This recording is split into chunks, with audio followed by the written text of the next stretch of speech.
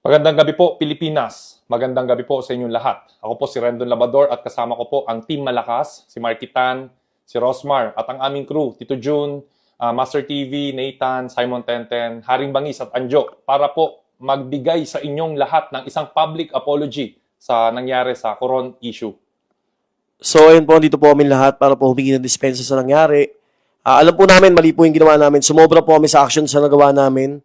And humingi po kami ng dispensa gawa ng nagpadang kami sa emosyon.